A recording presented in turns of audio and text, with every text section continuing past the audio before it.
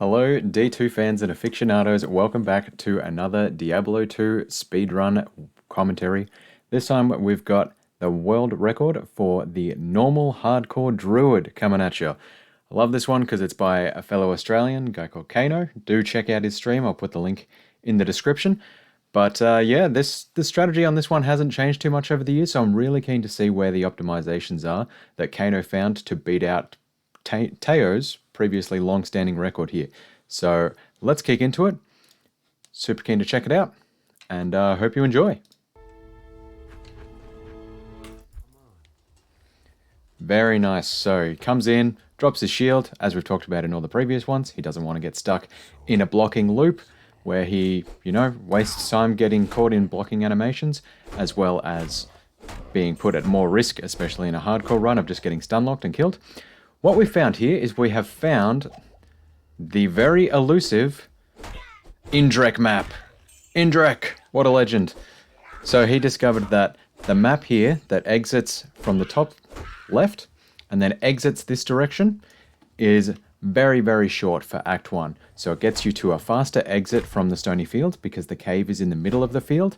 Gets you through to the underground passage and then out to the Black Marsh, or Darkwood then Black Marsh, but it is guaranteed in the Black Marsh to not have a river running through it. So that is the really great thing about this map, and I'm sure that Kano reset many, many times to get that starting out the run. So that's probably just hidden from view for most viewers, and it's a little secret one for people to pick up on as well. So the Indrek map right there for you. Now, why is it important not to have a river in the Black Marsh, you may be asking yourself? Well, because in the Black Marsh, there's the tower, and at the bottom of the tower is the Countess. And he is going to be farming the Countess quite a few times in this run, looking to get Taloneth, as well as Tyr and Ral for the Druid. So, in that. Ooh. Pretty bad. What I love in this run, if you look at the description on the actual YouTube link that I'll put in the notes underneath, he says he's de-rusting and it's a bit rusty. This is the world record, guy. Come on. You don't have to be modest. You don't have to be modest. So, Black Marsh, you got the Countess, you're going to be farming for Taloneth for stealth, gives you faster run walk, gives you faster cast rate, gives you faster hit recovery, as well as Tyr Ral, which, if you put it in a staff, Leaf Runeward gives you +3 to fire skills, and fire skills is where it is at for normal Druid. He is just so OP with Fisher, for sure. Oh, he loves it. He's found a shrine right next to his Cold Plains waypoint. You will notice on the Druid, he is so powerful, we don't respec.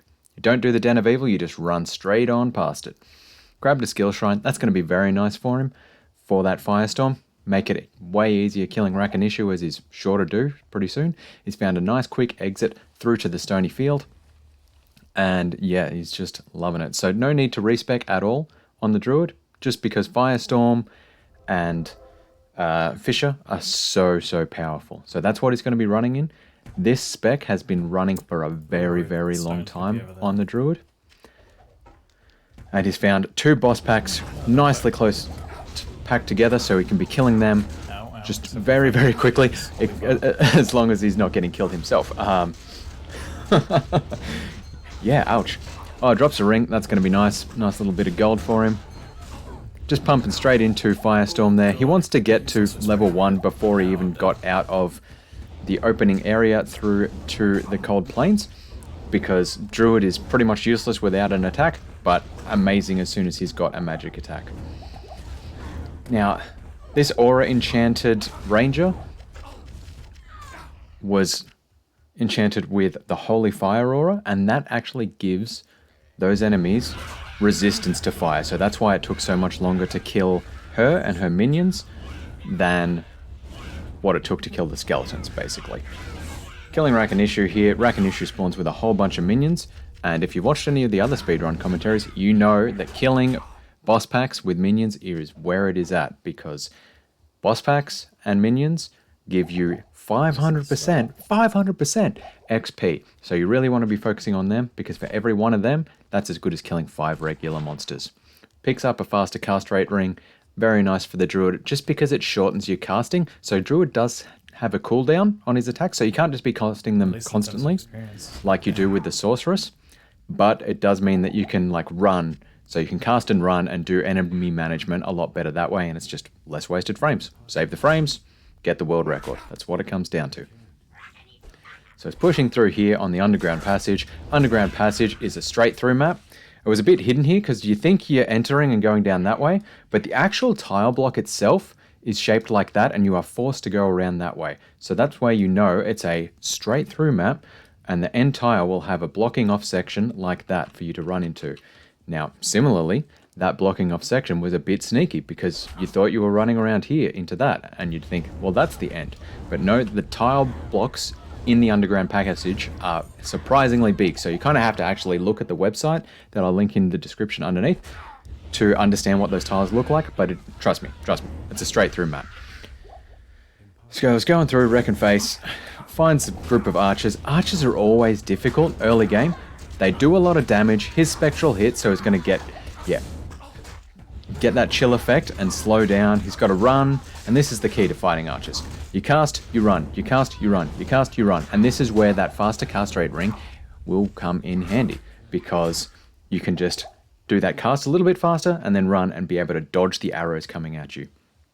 Keep pumping that firestorm, pushing into vitality, because that's what it's all about in speedruns and Diablo in general. You just want to be pumping vitality. You only want strength enough to wear the gear that you need. A little bit of dex early game helps for some speedruns, as we saw on the Paladin, but general, the Amazon, but generally you just pump an energy. Don't worry, not energy, vitality. Don't worry about energy is my key thing here. The waypoint's not very good. Bit sad about the waypoint. There's like a shrine on the way. Because he does, he just take the waypoint. wastes his TP, unfortunately. He's a bit disappointed that the waypoint is tucked into the corner there, so it's going to be a reasonable running distance through to the tower where he's going to have to do a bit of farming. Now, as I said before, you really want to be targeting boss groups, but when you have so many enemies behind you like that, it's worth just spending those couple of frames of doing a bit of casting to kill them off. And just in case, you get blocked by others and you get trapped in a huge group. Just a good bit of enemy management there too. Now, he did pick up that wolf head. And wolf heads are a thing you really want to be watching out for in the Druid runs. They are something that make it very, very exciting. So, because they can roll plus to skills, they can make or break a run. If you got like a sweet +3 to Firestorm, that can make your Bale Fight so much faster. Oh, he throws away the +1 mana per kill. Surprises me a little bit, but he needs the gold. I wonder if he'll pick up that 2-socket staff right now while he's shopping. Let's have a look.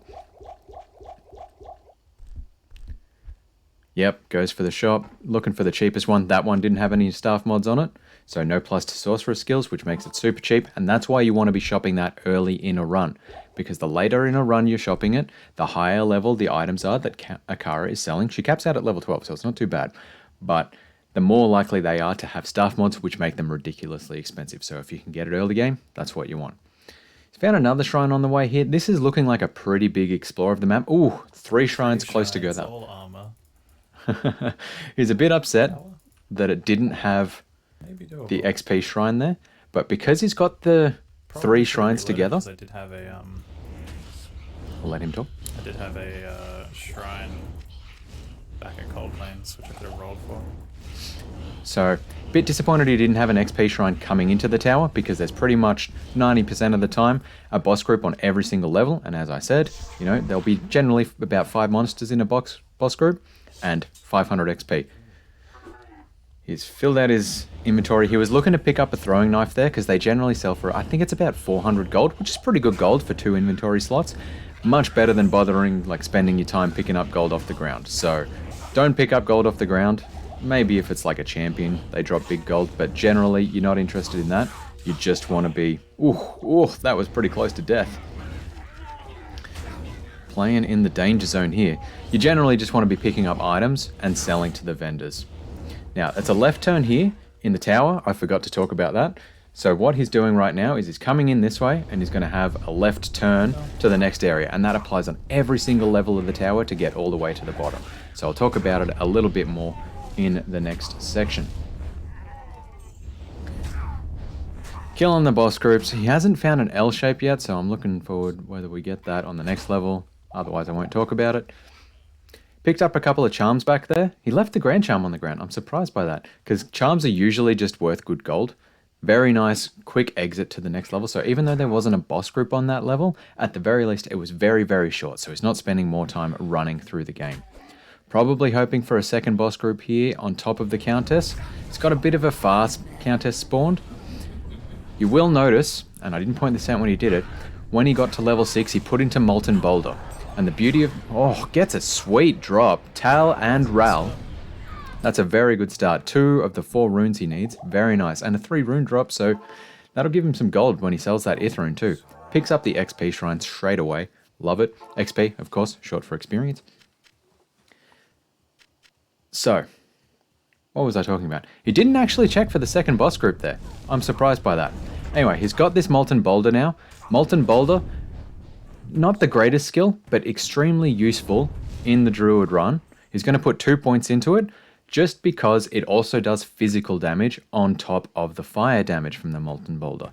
And with the Countess being fire enchanted, if he just used Firestorm, it'd take a very, very long time to kill her. Like if you watch the Assassin speedrun, she's just using Fire Blast, it's pretty rough.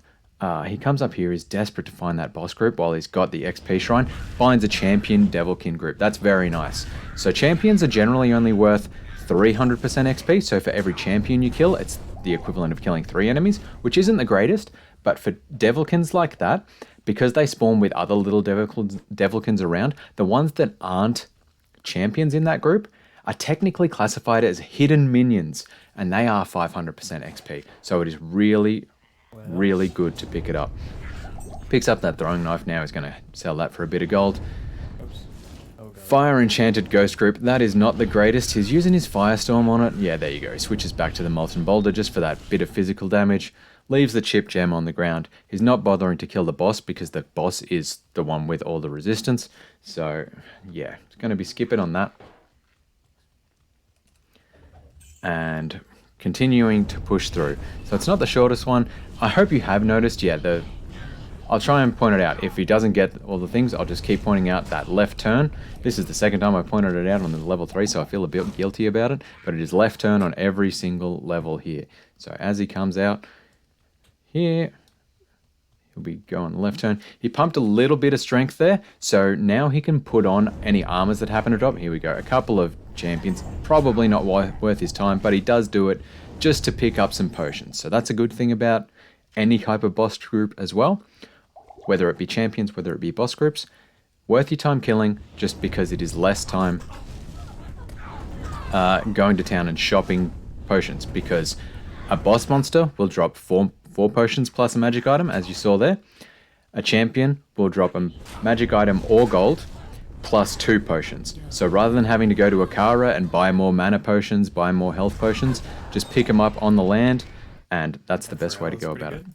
So now he's on his second run. He's got 2 rails, a Tal, and an Eth. So he's got his stealth. He just needs a tier.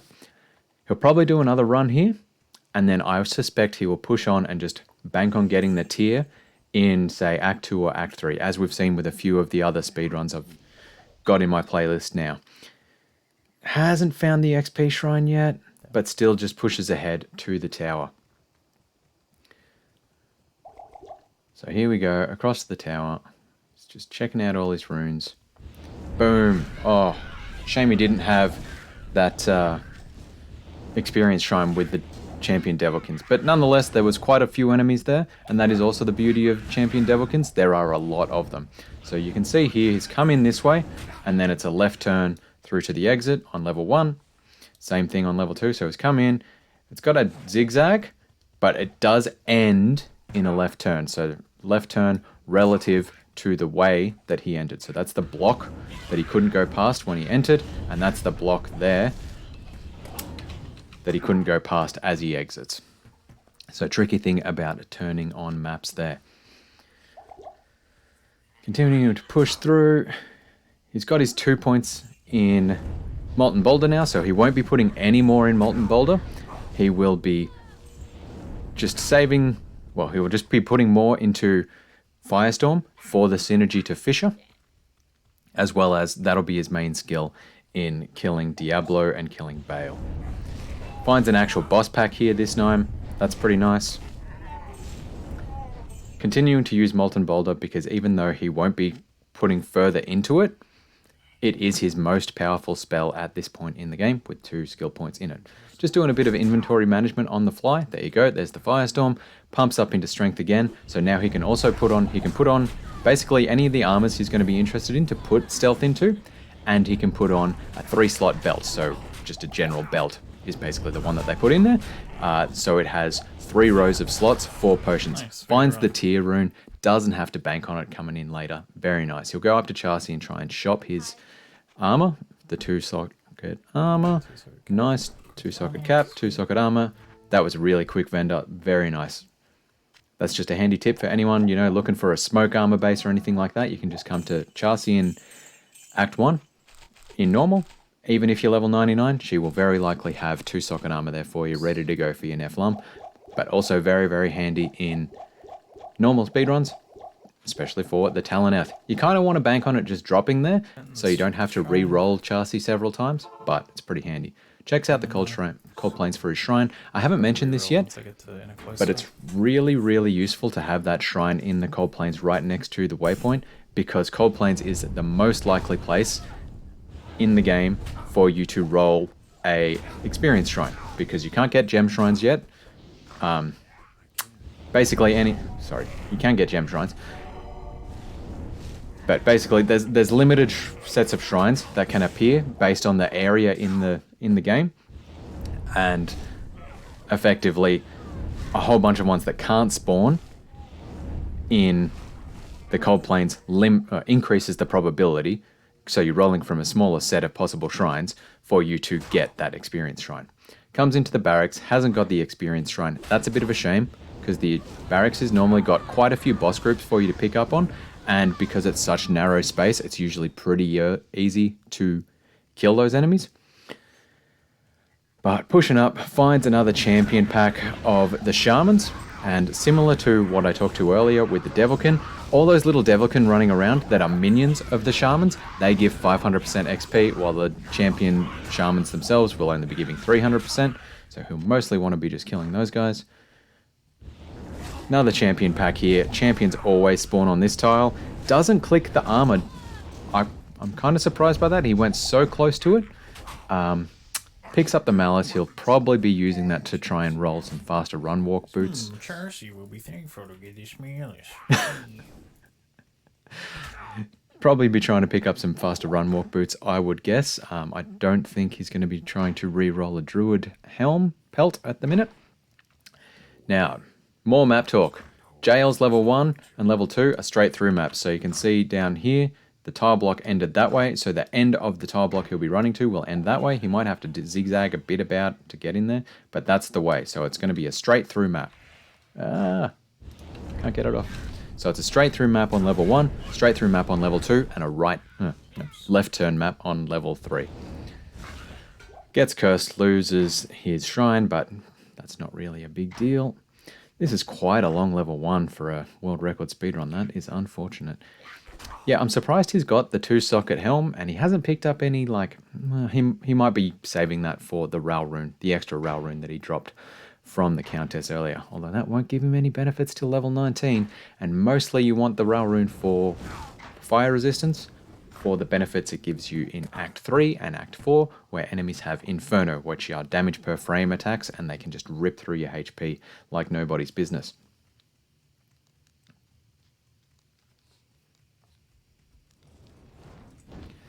So level 2, yet another straight through map. Coming up. Champion group, but it's only archers. They had no minions, so not worth his time hitting those guys. Runs into a bit of a dead end. Finds pit spawn. Super unique, so he'll drop 2 magic items. Plus the potions. So, you know, the potions are nice. Unfortunately, didn't get any sweet drops from those items. Would have been banking on that a little bit, but well. And here we go. Exactly what you want to see in the jail. More champion Dark Ones or Devilkins. So this is actually the tile you want to see, one of the 2 tiles that you want to see in the Sorceress speedrun these days, because you can just roll it and roll it and roll it on jail level 1 if you get the waypoint. to level up to 18 and get your teleport super duper fast. Now, where are we? Left turn in here. Oh, it's a super quick one on level 3. That's made up for the rough. Should be able to get enough, yeah. That's made up for the very rough level 1 and 2, because they were kind of pretty long. Coming in to the catacombs. Now, level 1 and level 3 can be big time sucks. They're big maps and hard to figure out a good way to navigate. You just have to know the tiles and bank on being lucky finding things early. Apologies for my dog barking in the background now. I don't know what he's going on about. Quickly runs into a dead end there. That's unfortunate. Killing the little ratman. Now, I'll start talking about it now, early. Level 2, you want to be running clockwise, because there's a hint in level 2, and if you do Andy runs to try and farm Sodgers or just farm good gear on Battle.net, you know all about it. It's a turn right from the waypoint. There's always turn right from the waypoint. Nice finds the exit on level 1 on his second sort of endish try. And if you run clockwise, that means you are either going to find the exit first, and then you're sweet, or if you find the waypoint first, so you come around here and the waypoint is here, you know you just need to run back this way, and that way will be the exit. So that's why you want to run the Catacomb level 2 map clockwise. Clockwise.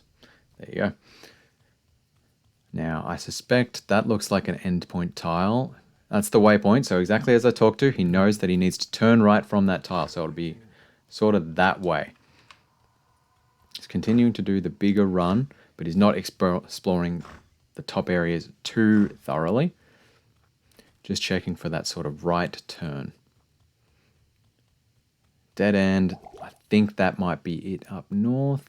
It's a bit of a narrow room, but I think it's just long enough for that to be the exit. Experience at all. He really wanted to get level 12 before fighting Andariel. Champions and stuff. Because Fisher is just such an overpowered skill, just totally OP for the Druid, and that's what makes the Druid a great character for new speedrunners, or even just new players to Diablo 2 to play with, because you can just put points in Fisher and enemies will melt. Especially Andariel, because Andariel has -50 fire resistance on all difficulty levels, but in general, Fisher, OP.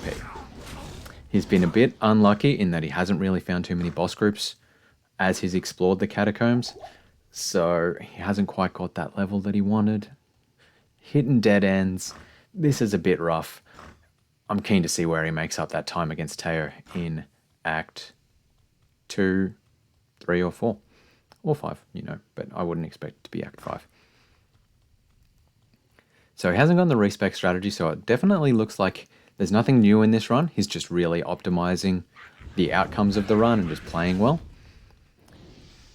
Still got that Herodric, the Malice. So we'll see what he does with that. Hasn't got a sweet pelt. He has almost full explored level 3. This is really rough, folks. He's fighting against ghouls. Those guys have pretty high health, HP. So, well, there you go. I mean, other characters, that would take a long time. Druid OP. Another ghoul pack. He's so low on experience here. He's not going to get that 12. He's going to want it, but he's not going to get the 12 before Andariel. Just working his way up. Killing the ghouls as he goes. Does drop an antidote potion, so that'll be nice. Save him potentially one trip back to Akara. Fighting off Andariel here. Fights the does the early firestorm. Pushing through. Now, did he chug that antidote potion? I think he would have, because that includes, yep, his poison resistance over there. So over here on the stats is 50. 50. Quick kill. There you go. Gets the things. So antidote potions also increase your poison resistance by 50, which just means that he wasn't going to run out of potions, like health potions, that kind of thing, fighting against Andariel. Makes the fight just a little bit easier. Just stashes. That's interesting that he stashed that. Faster hit recovery boots are okay. Didn't have faster run walk, which is sad. Picks up just a plain belt because there weren't any better ones there with magic properties. They were just a waste of money, basically.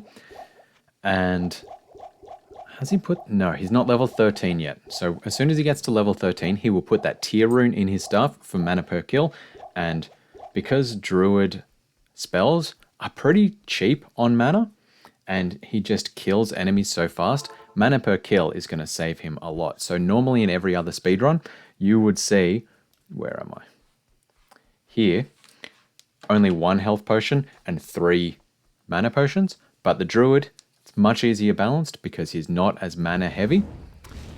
And with mana per kill from your tier ral, or just from tier early in the game, put into your stuff, that gives you... How dare you, that's a sin. Be gone, demon.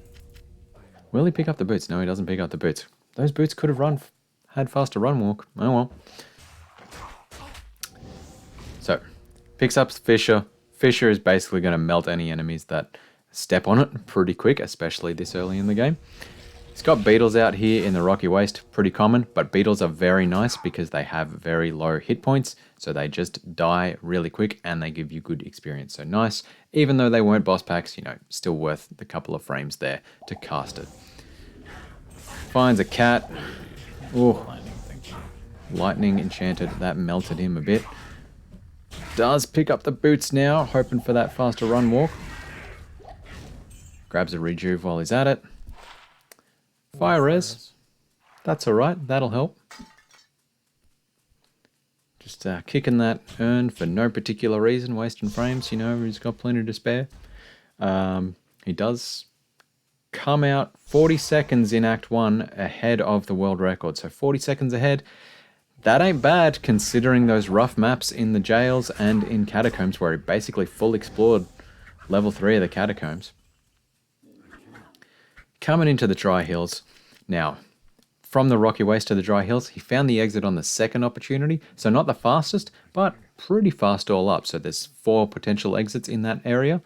Finds the waypoint. That's going to be pretty nice to come back to. Gives him a nice checkpoint to go and, you know, sell his stuff, restock on potions. And potentially he just wants to run ahead to the Far Oasis to get more levels. Doesn't worry about the fire res boots. He's not interested. He's happy to just keep his faster hit recovery. Yep, so he's going down to the Halls of the Dead now because he's got that checkpoint a bit further on. And it's likely to be pretty close to the waypoint. I mean, to the exit to the Far Oasis. Now this map here, it's a left turn in the Halls of the Dead. So that's why he went this way first, because that is what left means. It is relative to that straightaway in these dungeon maps in Act 2. So he had to go up and then left, but yeah, up to the left. That was fine. Now this map here is laid out like that, so it's a left turn here. It could be down there, it could be up and to the left like it was last time, we don't know, but it will be facing that way. The blocking, the exit will be blocked like that with him running into it like that. Looks like he's found it here. There is a lot of skellies there just blocking the way. And yet again, another left turn on Halls of the Dead level 3. This time, what a nice layout for me. It's really done well to just have all the different potential layouts. It will be facing that way. So he's had to run up a bit. So he's run this way, and it'll be here where he finds the cube in that golden chest there. Grabs the cube. There's a nice, super unique here, Blood Witch, which drops a GC for him, but he's happy with his gold, so that's a pretty low amount of gold to be happy with, not to pick up a GC, but, you know, whatever. Grabs the skill shrine. That'll help him just kill monsters even faster somehow. Level 12. He's almost at 13, so he can almost use that tier rune. See, there you go. Right next to the Far Oasis. That was a slightly long map. That was, what, this... No, it was only the second exit. He checked again, so not the longest. Out there in the dry hills. Now, out here in the Far Oasis, he's probably going to be looking for Beetle Burst, just because that's another super unique monster. Guaranteed to drop 2 blue items. At the very least, might drop a rare, might drop a unique. That'd be pretty cool. But mostly, is just a beetle, spawns with minions, gives you good XP real quick. There he is. He's hidden in the buildings. It's one of the different tiles that he loads in.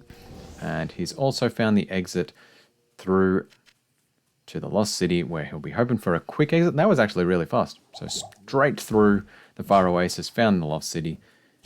doesn't get the quick exit to the Claw Viper Temple, so probably, I'm going to guess, World Rock Gold. He's going to get it on his second try here. Picks up the potions on the fly, exactly as I said. You don't want to be wasting your time going back to town. You just want to be living off the land.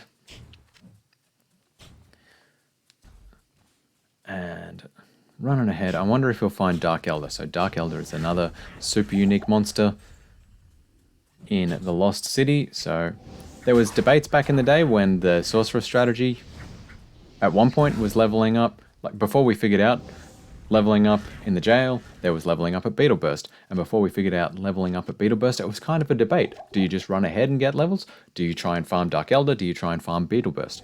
Don't know. Claw Viper level 1 is yet another left turn map, so it's up this way. Now it might be a bit of a zigzag to get to that block, but, you know, very quick demonstration of how the maps work here. So often in Diablo 2, it is just turn to the left, and that'll get you there. Amulet drops back there, but yeah, if he's running back that way, he probably would have picked it up since he doesn't have an amulet yet, but looks like he's going to get to level 2 out of here. Wow, this is the long Claw Viper Temple map. And he's not really getting any boss groups along the way either. That is rough. That is rough. Still time to be gained here, that's for sure.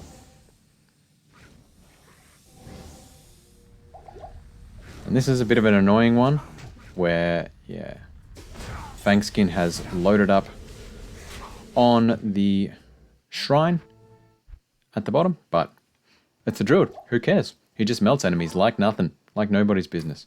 Maybe they need to roll the shrine a bit. Yeah, so he's running low on experience. He really, really wants to be level 17 before getting to Duriel, because without it, you don't have that much increased faster hit recovery.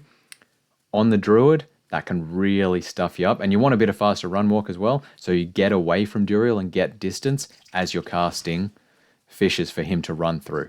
And if you don't have that level 17, you just slow, you get stun locked, you get trapped, and it's a hard fight.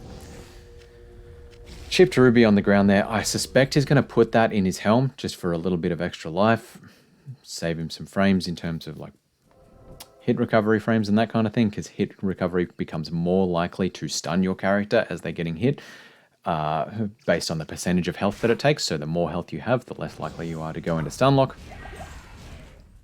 Did get a nice beetle boss pack back there with the experience shrine, so that's pretty nice. It is taking a long time to find the maggot layer out here on the far oasis though. That's a bit rough, bit of a time sink.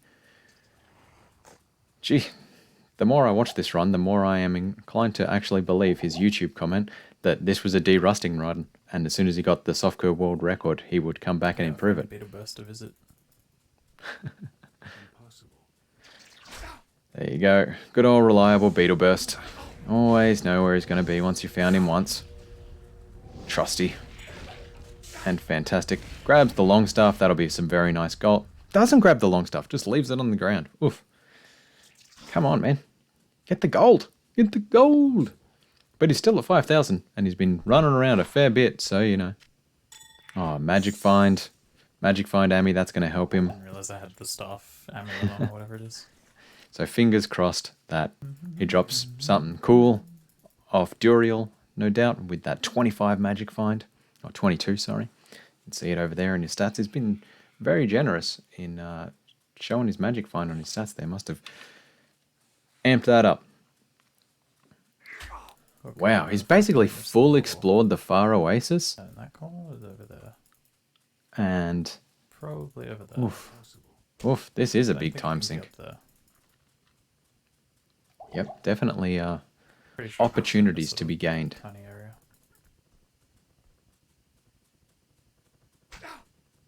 Yeah, he got faked out by the edge of the map there. Okay, never mind. Can't possibly be there. Up there then. Always hurts to just be running around blind in these areas, looking for the tiniest little hint of where, you know, the tower is, where the maggot layer is, all these kind of little things. No. Oof. Oh boy. Oof. Where the fuck is it? Oh no, language warning. Ouch. I'm actually out of ideas. Where on earth is it? Down there maybe? Tucked into the corner, maybe? Or it's like tucked in just above waypoint. Yeah. You watch.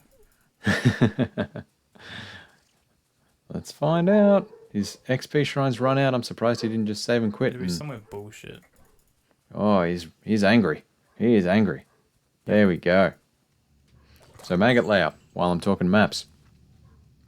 Come down here. It's a right turn. Just rerolled or like reloaded. See, told you. That is such a disappointing read. So maggot layer is one of the very few maps where it is a right turn. So generally, navigating maps in Diablo, you just bank on it being left turn, but maggot layer is the exception. Everyone loves the maggot layer, so it had to be a little bit different. You want a right turn in the maggot layer rather than a lefty. So you can tell up here, the block was like that. He has to run out, and he'll find a block that ends like that, and that'll be the level 2. Same thing with level 2 to level 3, and then level 3 is a straight through map. So you can see those little exit points there. They would technically be straight throughs, and, you know, sometimes it's nice to go into them because there's oftentimes just a whole bunch of beetles in there, and they're really good for experience. But, yeah. Oh, just spending lots of time down here.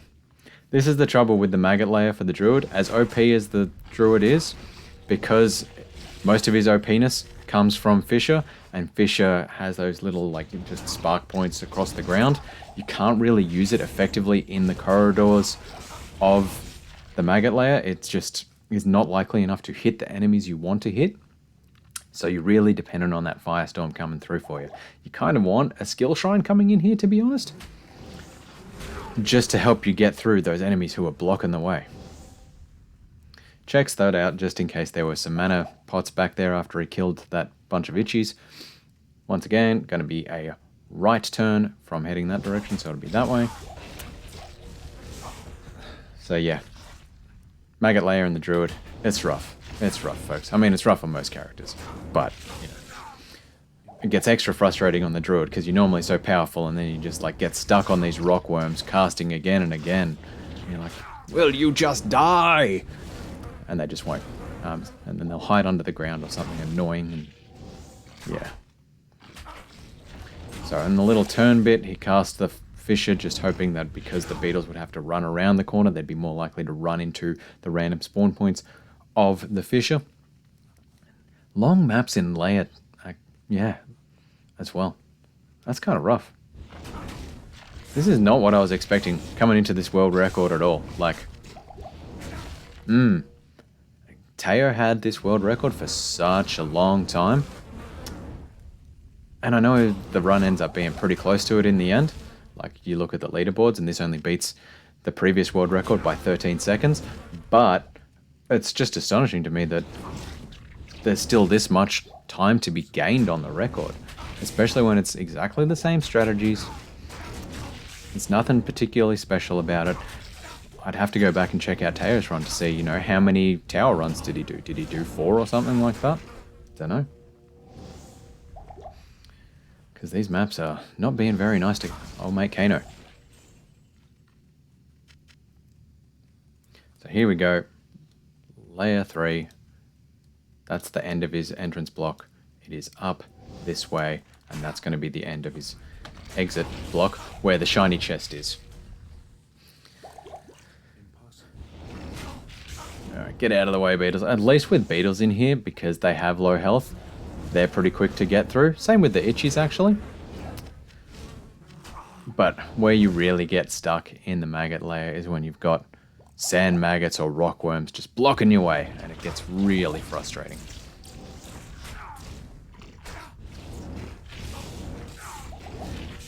So talking skill build on the Druid, just because it's so straightforward. Essentially what you want to be doing is pumping points into Firestorm at the start of the game, up until level 6, where you get Molten Boulder. You want to put 2 points in Molten Boulder just to help you out with those fire enchanted enemies and fire immunes. Hey, serious cat. And then after those 2, you put, I kind of threw a lot of time. 4 down. more? Yeah, that burnt a lot of time for him. Didn't get any stats, like staff mods, on that class build either, so that's rough. Could have been good gold for him there and really helped him out. He's still just rocking 5k gold. Yeah, so you put 6 Firestorm, 2 Molten Boulder, then 4 more Firestorm. Then you're just pumping everything into Fissure to close out the game. You don't really need any energy. You just need 25 strength to get the belt on, because that really helps you out, having those 3 potion slots. And that's it. Like, that's been the Druid run probably for 5 years now. Hasn't really been much evolution in it. It's just a matter of getting the right maps, getting the right equipment. He hasn't even picked up a sweet, like, pelt or anything to wear with plus to Firestorm or plus to Fissure. So, yeah, I'm impressed that he's getting through this so well. Leaves a Scale Mail on the ground. Druid is he's just a light character to run. It's just, you don't need that much gold because he doesn't use that much mana, and normally your big desire for gold is to just be restocking on mana potions. He does have his Tier Rune in now, so that's helping him as well with that mana per kill. And you can see, like, normally at this point, literally that entire inventory for just about any other character would be mana potions. Right, which way is it going to be? Do we reckon we're going to get a first way? Bottom This right, is world record? Bottom right. So, Arcane Sanctuary time. Laid out like this, 25% chance for any one of those to be the exit. We've checked it out. There's like a whole channel in Mr. Lumber SC's Discord about map homework with people generating hundreds of thousands of map seeds. There you go, puts it in for that little bit of extra life of map seeds to try and figure out if there's some like predictive relationship between different map layouts, you know, if it's an early exit, if it's a right turn in the catacombs, that blah blah blah, all that kind of stuff. There is no reliable relationship to determine, to give you a hint as to which direction it is in the Arcane Sanctuary. It's always a gamble. It's always a gamble. Now, once upon a time, there were still world records that have fourth ways in the Arcane Sanctuary. As my years of watching Diablo 2 speedruns have gone past, you kind of generally see, at worst, there's going to be a second way. There might be a couple out there with a third way. I don't know. I haven't seen them yet. I'll get to commentating them sooner or later. But, yeah, you're really banking on first way. Arcane Sanctuary is going to save you a lot of time. The enemies here just don't give you that much experience. Even if you're coming across boss packs, it's not really worth your time to just be doing another Arcane Sanctuary run to help you level up. You just want that first way. And we didn't get it, so it must be a second way. It does give him a chance to re-roll his Cold Plane Shrine and see if he can get an XP Shrine here. Stamina, nah, not worth it. Alright, pushing up the straight through way. I'm surprised he didn't go this way first, to be honest, because Druid skills, they're really rough in the Arcane Sanctuary as well. Basically, any way with stairs, he really doesn't want to go away with stairs because Fissure basically doesn't work on stairs, and even Firestorm doesn't really work on stairs. So where it's just this flat plane here, that's the way you want to run first as a Druid, because your Fissures are most effective on this path.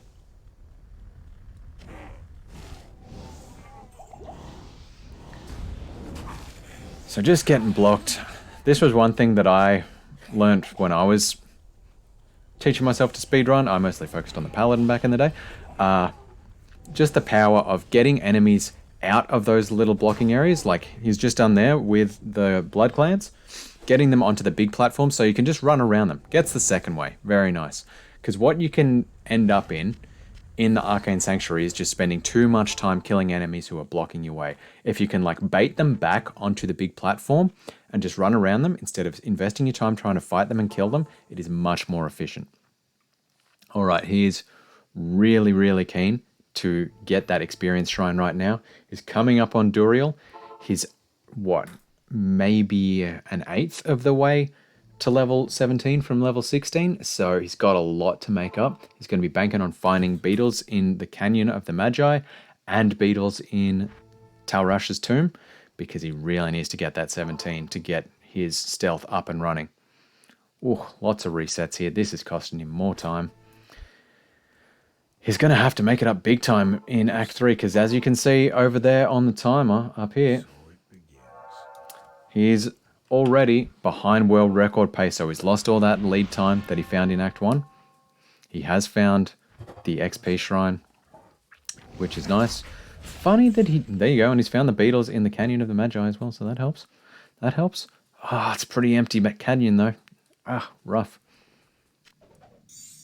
just drops the cube on the ground because that's a very quick way to get the staff into your inventory as long as you've got the slots open there for it. It's a left turn here in Talrash's tomb as well to get to the exit, so that was the entrance layout. He's gone down and he's checking out this way. There you go. He's got the beetles in Talrash's tomb, so that's helping him get his speed up. Will he pick up the U-wand for a bit of gold? No, leaves it on the ground. Druid, man, he runs light. He runs light. Oof. Gets the wrap around. Gets the wrap around. Ouch. Oh, well, he killed a lot of beetles on the way. He's now gone from an eighth of the way to about, what's that, 2/3 of the way to level 17. So he's pretty happy with that. He needed to do a bit of exploration anyway to get that level 17 before he got to the end. Find some more beetles. Very handy. And just pushing on through to get to the D-man. D Junior, I guess, Duriel. Bunch more kills. He's very close, very close. Fortunately, yeah, just lots of enemies here to kill. Making the most of that experience shrine. That's going to help him out quite a bit.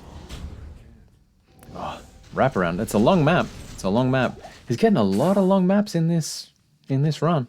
Definitely optimization to be found. Okay, so he's full explored that left side. So I'm gonna guess that it's like an up and to the left. So it'll be a left turn out of here, and that'll get him to the exit. Oh well, to the chamber. Here we go. Boom. There's the orifice. Chucks the staff in. Will he go back to town? He probably should go back to town right now. He's got one thawing potion. He's planning on killing Duriel pretty quick. So I don't think he's going to be doing the corner trick on Duriel, where Duriel gets stuck running, just because you need Duriel running through these fissures. And that's the thing about the Druid. This is what makes the Bale and the Diablo fight kind of hard, and why you have to invest into Firestorm for them, is because Fissure works best and deals the most damage when the enemy is walking through it. If the enemy is stationary, it doesn't help, and that's why he's not going to be using the corner trick on Duriel, as we've seen on the Assassin, as we've seen on the Amazon. He's just going to be running around. There you go, picks up a scepter. That's going to give him some good gold, at the very least. And pushing on through. Does the trick, so he's not going to run through town to talk to Lysander. He's got enough potions as is. Just goes to Jaren, comes into the palace, and bang, drops his thing. Very nice little optimization there to get to Mephisto. Always makes me happy to see that one. Repairs everything at Hrutley as he comes in. He's got his stealth up and running. He's loving it. Zooming across the map now. Now, right now, he is 3 minutes behind the world record. So a lot to make up here. He's going to be banking on getting a Great Marsh skip. Going straight from the Spider Forest. Stuff. Second way obviously didn't help there either. And I guess rerolling shrines was a bit shit. Yep, just reflecting on how rough he's had it so far and where he lost his time. So going to be banking on a skip straight from the Spider Forest through to the Flayer Jungle, because you don't always have to go through the Great Marsh to get to the Flayer Jungle. And he's going to be really hoping to find the dungeons in the first side areas of each of these maps, rather than going in and checking and finding either nothing or finding the waypoint. So it's a 6-block layout, or there it's 2x6, and on either the 3rd block, the 5th block, or the end of the 6th block will be the connection through to the next area. Spider Forest can connect to potentially 2 different areas, and that's where you can get your Great Marsh skip, because instead of going Spider Forest, Great Marsh, Flayer Jungle, it goes Spider Forest and then Great Marsh off one side and then Flayer Jungle off the other, straight through to Kuros that way. Very nice that he has rolled quite a lot of the little Flayer dudes with big knives, because it's just high enemy density. That'll get him to level 19 earlier, and that will get him using his Leaf Staff in time for Mephisto, making that kill a lot faster.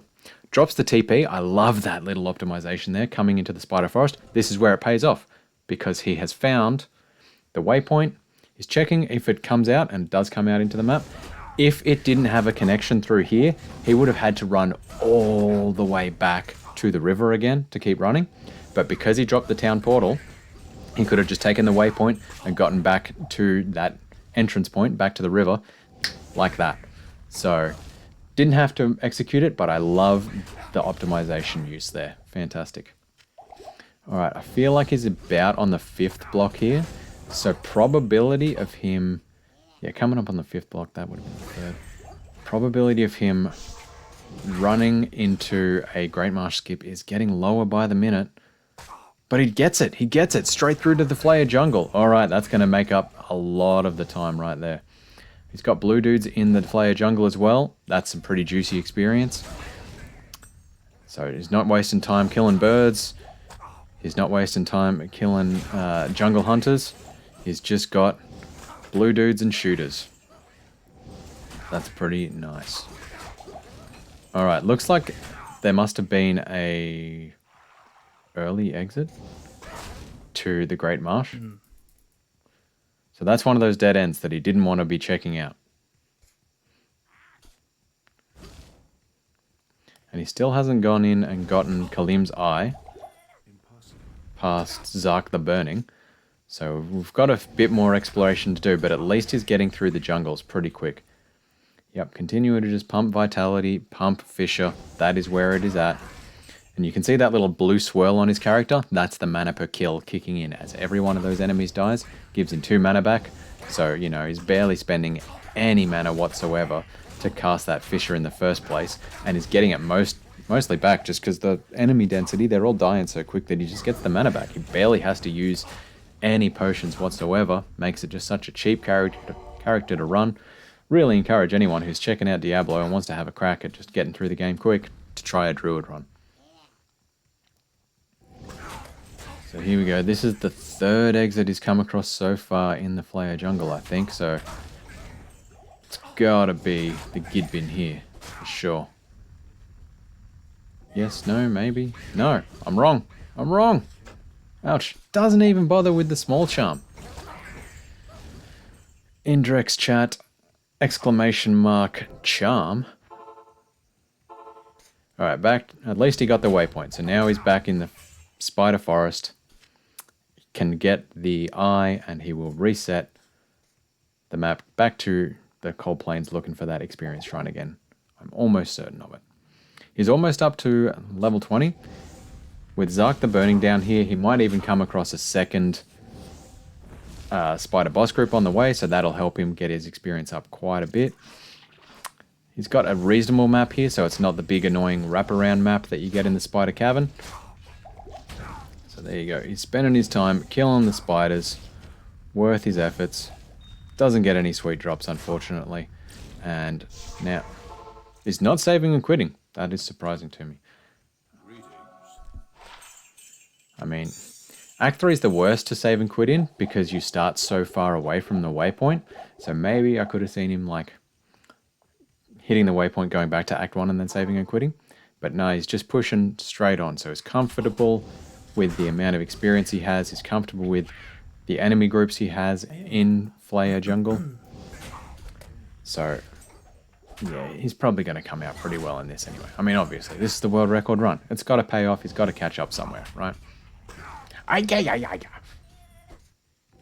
you Flayers know it. It's going to pay off. Alright, so here's the 3rd area. Drops his TP here because he's just going to find a waypoint up in Karust somewhere, or in worst case, run all the way through to Travinkle, which is a static map, so you know exactly where the waypoint is. But really, hoping to find it just here in the lower Kuras so he can take the waypoint back. Will he grab... No, he's just keen to get his potions. I'm just so well drilled to be watching these runs to find them picking up items for gold. I don't watch the Druid run often enough, or normal Druid runs anyway. I watch a lot of hardcore hell Druid runs, but not normal ones. So here we go. He's found the super chest layout in Lower Kuras, but he doesn't care because it's just normal. And he doesn't need gold anyway, so. Straight through to Kuras Bazaar. Hasn't found a waypoint yet, which is a little bit sad, and he's run into a dead end, so didn't read that map too well. Definitely can see the point on it de-rusting. just quickly hovering his mouse over the edge there to see whether that shrine was any good, pretty much. And here we go. Straight down to the sewers. Now, sewers is another one that you want to be running clockwise, because similar to level 2 of the catacombs, similar to Weldstone Keep level 2, there is a trick where you have to turn right from a set object to find the exit, unless you find the exit first. So the specific object here in sewers level 2 is a golden shiny chest. So if you run through and you run clockwise and you find the chest first, you know that it is a right turn from the chest. So this way, if you run around the edges and you find the chest up in here, in a block there, you know that you come out of here and you turn right. And if you've already checked that side, well, it's pretty likely that it's going to be down the bottom, somewhere off there to the right, or it's going to be hidden in the middle. Now, he hasn't found the chest, he hasn't found the exit either first, so that's a bit rough. But he does find the exit now. All right, so there you go. Nicely done. Kills the super unique boss pack there. Nothing good on the ground for him worth picking up. But here we go. We've got the heart now. Yeah, I mean, cold resistance, that'll help out. Depending on the council member he's killing, there is one of them that is cold enchanted and has that Frost Nova, so every little bit helps, I guess. Does have the dolls down here, that's mildly annoying. Will be doing his best to just keep his distance. Nice inventory management. Hits level 19, so now he's got his leaf staff up and running. And through to Travinkle, so let's see how we go. There we go, now he's got that awesome fire res in his helmet as well. And it's a straight across, straight through to Travinkle. Going for the win. So he hasn't got great gear, to be honest. No faster run walk boots.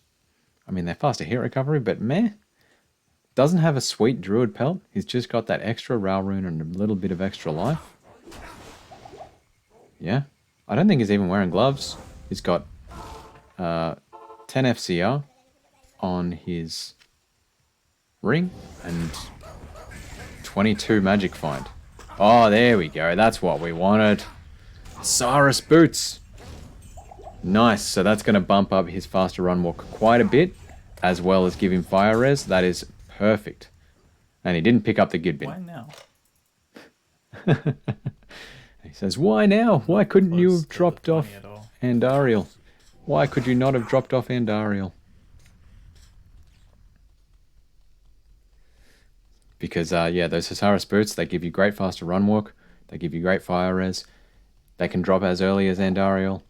You want them. I think they can even drop off the Countess, to be honest. And somehow he hasn't put them on. I don't get it. Put the boots on, man. You're running. It's more frames to be saved. It's more to be saved, Kano. Oh, he doesn't have the strength. That's why. Oof. Ouch.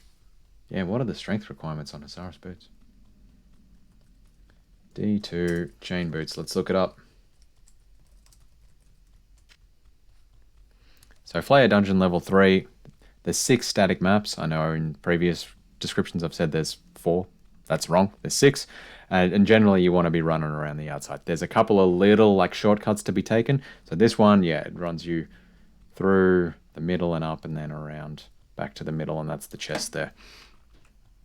But generally, yeah, there'll be like, if you try to run the way that you think is going to be shorter, you're just going to hit a dead end.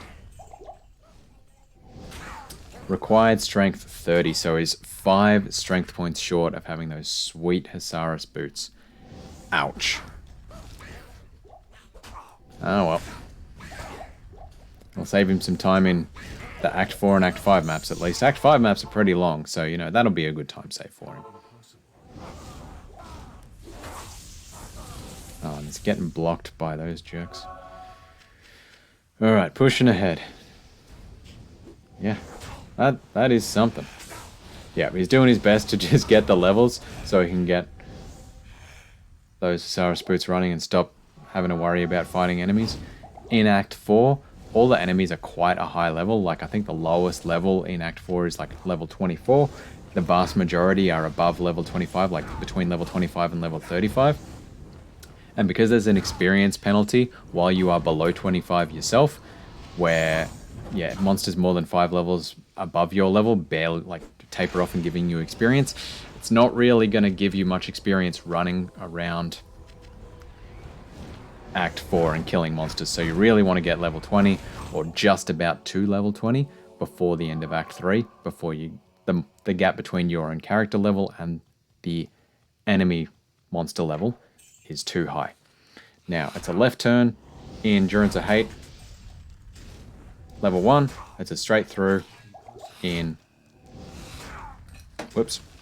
In level 2. And then level 3 is a static map. So he's found what could have been an exit tile there, but can recognize that that's not it. Doing a bit of a loop. This is a bit of a long level 1 for sure.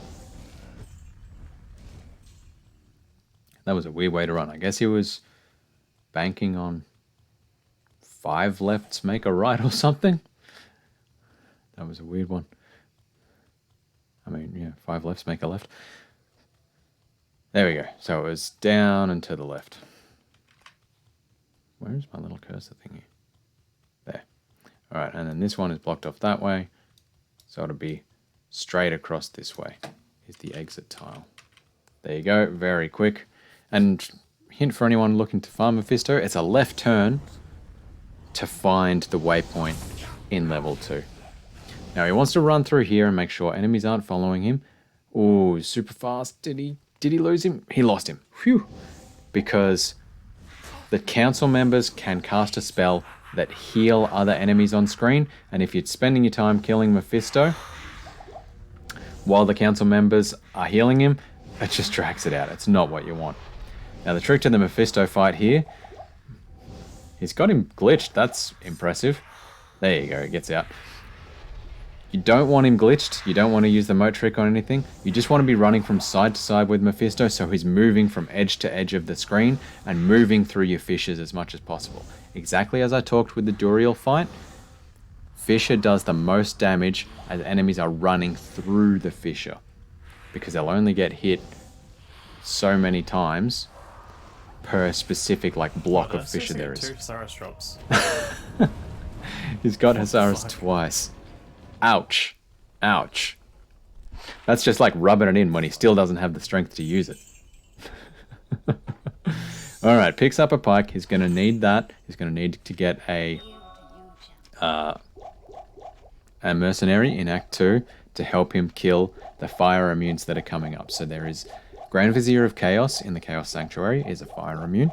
And if he doesn't pull off the wave skip in the Bale, Kalenzo the Annihilator is also... in a single run.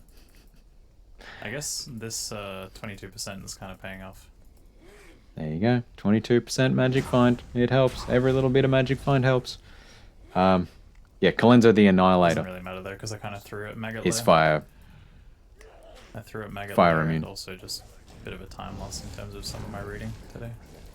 So he hasn't actually made up any time in Act 3 with all that running. Even with the Great Marsh skip, he actually lost time Don't worry, versus guys, the world we got a record. 40-second time save back at Bale Waves. XD.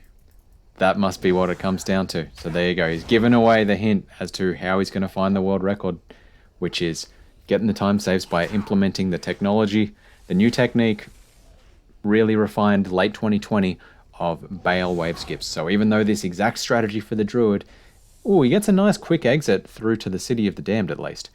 So even though he's had really rough maps, he hasn't had good gear, the strategy overall on the Druid hasn't changed in terms of like what skills you use. No, it's just a matter of implementing that new technique of Bale wave skips, and that's how he's going to get the time saves over Teo's previously long-standing world record. Whew, it's going to be tight. He's still going to have a pretty good Act 4 to get that. And he really needs to get just that last inch of experience to get him those Hazaras boots. Did he drop them on the ground? He might have vended them earlier. I know he dropped one pair on the ground out of frustration. But did he vendor the others? He must have done, because it's not in his inventory anymore. There you go. Goes back and grabs them. So he must have just vendored one pair. And he's ready. He's ready for the level up with his experience shrine, giving him barely 150% of barely anything. But barely anything is better than nothing. And he needs that faster run walk, that's for sure. So let's see. Let's hope it's a fast River of Flame map. City of the Damned map was pretty quick. He didn't have to explore too much of the City of the Damned, and he got a really nice exit from the Plains of Despair.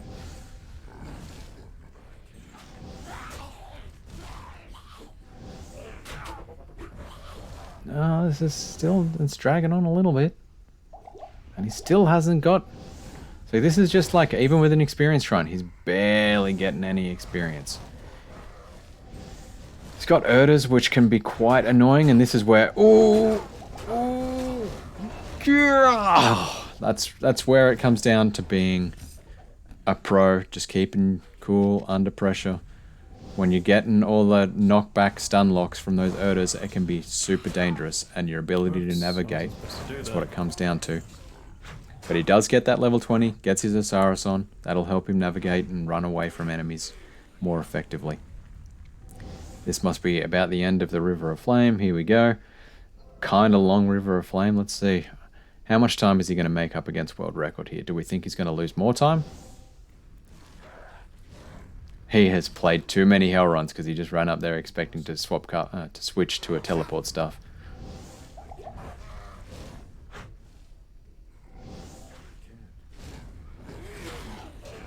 But this is the beauty of the Druid. Like, he's level 20.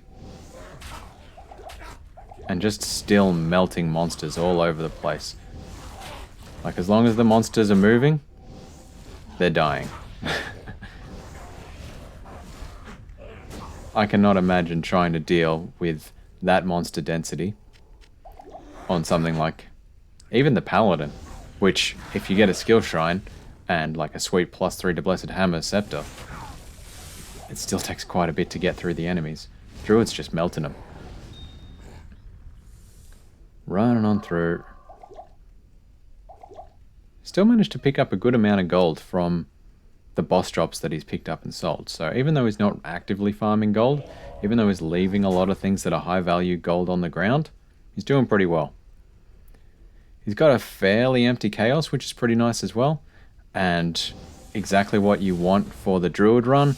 He's got the straight line layout here for Infector of Souls to show up on. So if it was the like wrap around one, the one that kind of comes in and does that for the seal, Infector kind of blocks your way as you're trying to run out. And when it's the Druid, where you're just trying to get him to run through all your fishes to get that straight sort of crucifix layout in the Chaos, that's very nice. Exactly what you want. Bit different to something like the Amazon, where you want to be able to trick him and farcast your charge bolts, your charge fury, whatever it is, across the way. Druid, you want to be able to just get it. And look at that. Lord Desace, gone in one cast. One cast of Fisher. That is just how OP Druid is. Picks up the axe for reasons. Picks up the antlers. Is this going to have plus to Fisher? Could this help him? No. Feral Rage. Oh well, whatever. It's a little bit of gold. Has some staff mods on it, at least. And here is where he's going to come back. He'll just clear the area a little bit.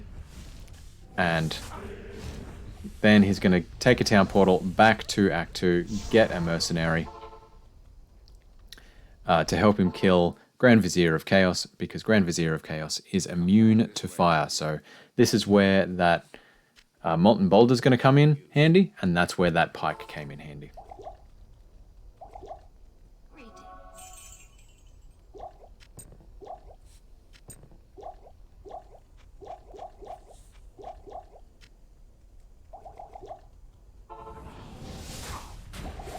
That was weird that he bought all those potions to only immediately use them, but okay.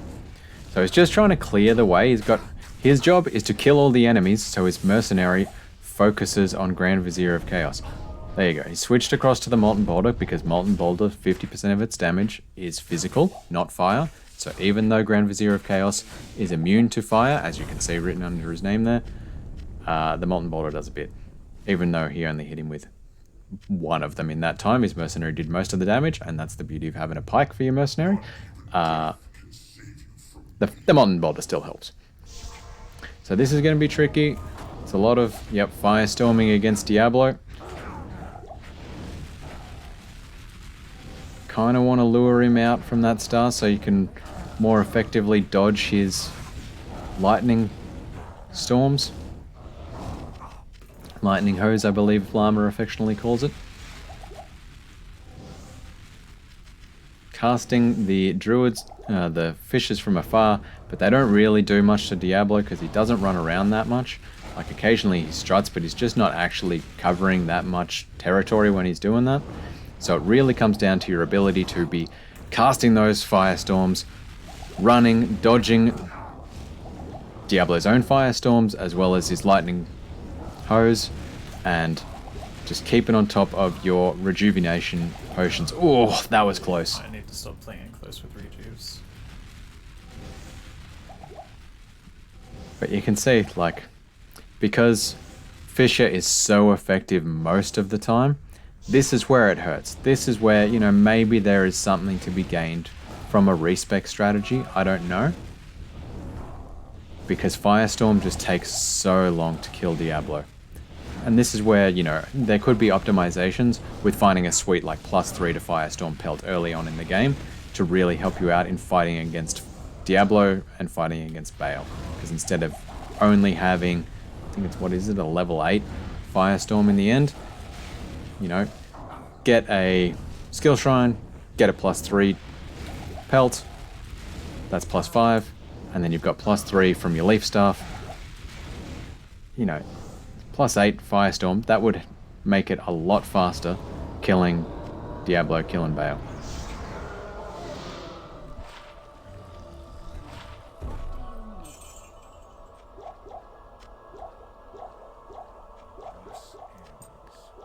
This ends. Alright, so he did make up a little bit of time there, which is nice. Pulled back 50 seconds time save on the world record. So the chaos was pretty nice to him. Plus I don't have the strength for it. And I think you need like 45 strength for those. Am I consistent with Bale skips? Kinda. I can get like 3 out of 5, 4 out of 5 maybe. Let's practice the counting. The short exit from the Plains of Despair into the City of the Damned, and the short 5, 6, 7, 8, 9, 10, 11. 1, 2, 3, so 4, there you go. 5, 6. He's just practicing his technique for the Bale wave skips that are coming up. You just got to be in and out in a frame and then counting that exact time length in and out. And you get that timing perfect, you get the Bale wave skip. So yeah, the short Plains of Despair, the very quick exit from City of the Damned through to River of Flame, that would have helped him get those time saves in in Act 4 there, which is very nice. The Hasaris boots are gonna twice in this run, by the way. That's kind of mental. Hasaris boots will save him a good amount of time here in Act 5 because he's basically just running through. He's not killing enemies. He might kill Shank. I doubt it, to be honest, because the Druid just doesn't need that much help. So it's all about just running straight through Act 5, and Hasaris boots with the extra faster run walk. He's up at 45 now. Where are we? Over here. 45 faster run walk. That's going to help him out a lot. And he's sweet on fire res, but fire res isn't a big deal. I mean, that would have helped him out a bit with those firestorms from Diablo. But, yeah, he's kind of past the need for fire res at this point. It's just a matter of get to the Ancients. Oh, he is spending the time killing Shank. I am surprised by that. And I think he surprised himself because he didn't actually trigger the quest log for it. So, good move. He's bugged his Merc. So the enemies there weren't targeting his Merc, they were still targeting Kano's Druid itself, because Kano ran far enough ahead of the mercenary for him to have to teleport to catch up to Kano's character. So now when he gets to the Ancients won't be targeting his mercenary, which will mean that his mercenary is less likely to die along the way, which will be still helpful against Colenso the Annihilator if he doesn't get that wave skip, as well as it'll just make it a slightly faster Ancients kill because he'll have the mercenary dealing damage at the same time as he himself is dealing damage. And also, if the Merc isn't bugged, I guess, as you go into the Ancients fight, they're not going to be running around as much, right? So they'll stop in place to beat up your mercenary. And that means that they're not running through your fissure. And as we saw in the Mephisto fight, as we saw in the Diablo fight, as we saw in the Duriel fight, enemies need to be moving through your fissure attack for the most damage per second to be hitting. I mean, it's nice that he got the Stamina Shrine. That saves him a little bit of potion management as he's going through. So what's the best bit of his gear? I'm going to say the best bit of his gear at the minute is the Leaf Staff, followed by Saris Boots. Because just those faster run walks pretty nice. Still got, 22 Magic Find. It's not going to help him out at this point. Unless, he gets some sick drops from Bale. Woo, I guess that just makes it exciting in the end. But nothing to actually help his run out. I don't think he's wearing gloves at all. He's just got a plain old belt. Didn't even get a faster hit recovery belt. Yep, just and stealth. And I guess he got a flawed ruby in his helm instead of just a plain old regular chipped ruby. And he's got an extra rail rune. I suppose that would have helped with Diablo as well. So, Crystalline Passage, yet another left turn, just to give me something to talk about. So that was the entry block. Blocked off that way, comes in that way, and has to turn left up that way to find a blocked off point like that for him to exit onto into the Glacial Trail. Yeah, similar thing with the Glacial Trail, that's another left turn map. Same thing with the Ancient's Way, that's another left turn map. Got faked out with the dead end on the Crystalline Passage. That is pretty rare. So that's the way. That would have been alright if this was a hell run, because that gives him, a good path to finding Anya. But yeah, it's straight through to the next level for Anya, but you really want to be finding that left turn in a normal run, because you don't care about Anya in a normal run. Oh, these maps. These maps, man. It's impossible. Alright, it was a long run, but we found it. This is the exit tile here. Left turn for the Glacial Trail, so he's blocked in like that. This is the entry block path that he's forced out of, so he'll be turning left to find the exit through to the frozen tundra. Let's go on the wrong way. Let's just push ahead, man. Let's get there. You did well to be still keeping stamina potions this long to have drank one. So that was pretty good foresight there. Experience Shrine for no reason, sure. Must have just been in the way of his clicking, because Experience Shrines do not apply to the bonus from the Ancients, I'm sorry to tell you. Frozen Tundra, let's just get through it. I'm sad that he doesn't have in his YouTube video, like the chat commentary down here. Because it's the perfect block for it. And I think he does have it on his current stream, so link to his stream down in the description. Go check out Kano. I love this guy. He has gotten the first to level 99 for the last 2 seasons of Project Diablo 2. Super entertaining guy. Runs Osu streams as well, which I just personally find Osu super relaxing to watch. We figured out some new skip technology for this game, and I'm trying it out in a live run, but the rest of this run honestly could have been amazing if I just didn't make mistakes. I don't know that he made that many mistakes. He made a few mistakes and there's a bit to clean up, but there was just a lot of bad map luck as well here. Alright, here's a little trick. So that looked like the map was actually forcing him out down as he ran in, but the tile itself is actually quite big. So where's my little cursor? There it is. So the tile itself is that big. So technically that is the entranceway that he ran into this. So it's a left turn from there to get to the Ariat Summit to fight. So you'll find that the block itself will be down here. I think up is more likely than down, but no clue. So he's wondering whether the exit was down here, or whether he needed to go further across and then down. So yeah, that was a genuine mistake. Just as I was saying that he didn't make that many mistakes. Yeah, there's a few optimizations to come here. These Bale wave skip times must really pay off.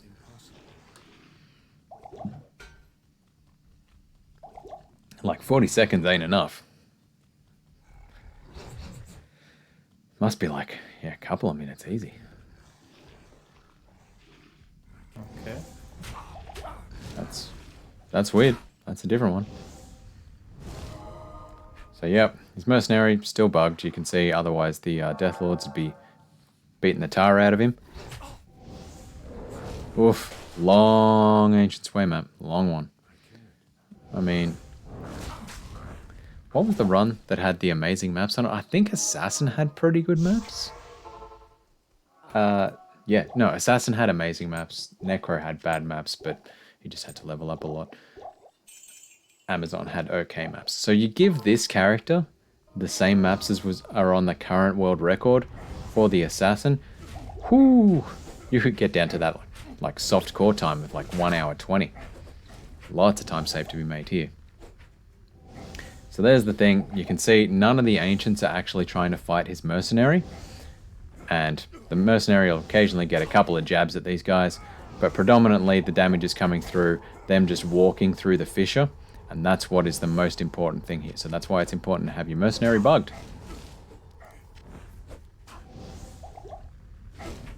And you can tell, like, as much as I was like, when he was working through Act 2, and I'm like, why is he not picking up that for gold? Why is he not picking up that for gold? He just doesn't need it. Like, he's still sitting at 34k gold. Up at the Ancients, he might go back and buy, like, one lot of gold during the Bale waves if he doesn't manage to skip one.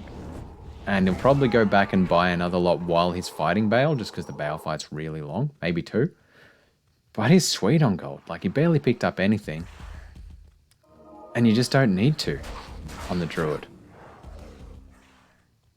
So there you go. The Ancients fight, that gave him 1 level up. And you can see it didn't give him a level and a half up with the extra 50% experience that you get from an XP shrine. XP shrines, experience shrines, they just do not apply to the...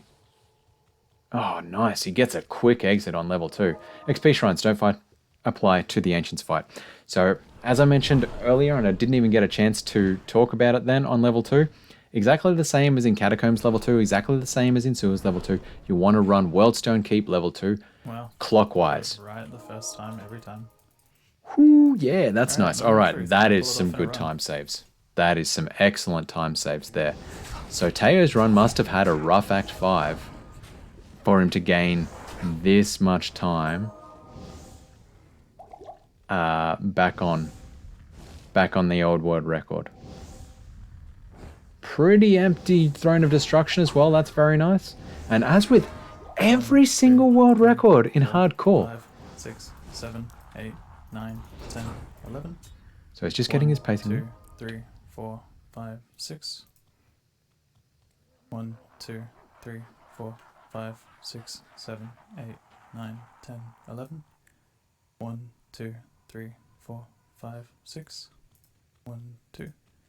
1, 2, 3, 4, 5, 6, 7, 8, 9, 10, 11. 1, 2, 3, 4, 5, 6. So there you go. 2, That's the counting technique. 1, 2. He's pulling these off. That is amazing. Those wave skips are going so well for him. This must be where the world record comes from. 3, 4, 5, So 6. you can tell he's got to spend 11 count out in the thing. He missed a... Yeah, he failed to skip that one. But at least these guys, this is a pretty good wave not to skip. So that's all right. These guys, their health isn't that high. It's not that big a sacrifice. So 11 seconds from when Bale starts laughing. 6 seconds out. Get in for a frame. Get out. 2, 3, And then get 4, back in 5, and 6, you've skipped 7, the wave. 8, 9, 10, 11. 1, 2, 3, 4, 5, 6. 1, 2. Should be good. Otherwise, I might have to pull these guys out. Think it's good. He didn't actually have, like, oftentimes when you get a successful wave skip, it kind of glitches for a frame there, but that was surprisingly smooth, but he got him. So 4 out of 5 wave skips. That's awesome. Now let's see how this Bale fight goes, because exactly the same as Diablo. I'm dead. Holy crap. Exactly the same as Diablo. Get in there, do some damage. You're just limited pretty much to your firestorms because Fisher doesn't... Bale just doesn't walk around that much. His clone walks around a fair bit, so it's nice to kill the clone. But Fisher is not really that effective against Bale. So you're down to your firestorms. Even a skill shrine wouldn't help here because Bale curses you so often. And his mercenary might have got like 3 hits off there before he got killed by the ice wave, basically. Runs far enough away from Bale to cast a town portal, and that will despawn the clone. So you just basically need to be 1 screen away from Bale, and the game will unload Bale from memory, and that will despawn his clone from next to your town portal. Yeah, so once again, Pelt would help here a lot with plus to Firestorm. Bale just doesn't. He's walking around a little bit, but so he's had 1 clone spawn, and that can be a real time suck. 2, yeah, I mean, all in all. So what's this? His second run back, and he's not buying the biggest potions. So this is the thing. I didn't make it totally explicit. If you kill Shenk the Overseer, so the boss who's like there early in the game in Act 5, just before the first waypoint, potions and anything from the vendors will be half price. So at the minute he's paying quite a bit of gold. He's burned through that 34k of gold down to 11k really quickly because potions are double the cost they are in Act 4. And that's why you might want to kill Shenk the Overseer. But, as I've said several times during this run, Druid's just a cheap character to run, so he can probably run with it. And he is making the most of that time when Bale is spawning the clone to go to the vendor. So it's not just wasting his time, he's being quite efficient with his time there. When he has to run away from Bale to despawn the clone, he's also going back and stocking up on potions. So it's a nice 2-for-1 benefit there. There we go. Now Bale's calmed down pretty nicely. Just getting those firestorms one after the other. He can be much worse than this, that's for sure. Alright, and it looks like we're coming up. We're coming up.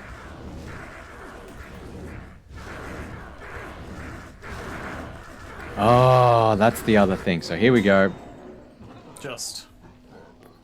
Well, even with that magic find, he did not get a sweet drop off Bale. So that's sad. That is sad. So let's just bring it back here. Where was the last time we saw his gear? Where are you?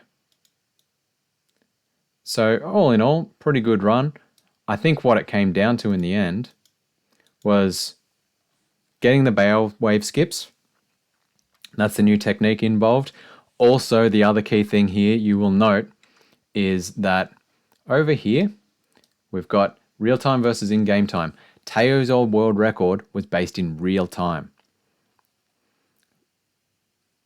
So, you know, bit of extra time save in terms of that in-game time, but Kano still managed to beat, yeah. So where did we end up at in in-game time when Bale died there?